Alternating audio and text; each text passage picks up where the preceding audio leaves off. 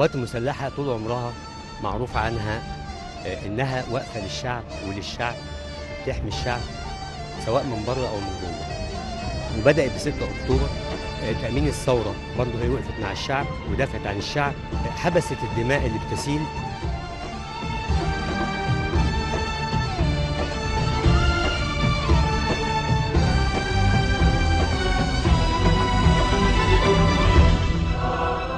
هو أنا بعتز بالقوات المسلحة جدا، ويعني أتمنى إن حفيدي برضه يطلع قوات مسلحة.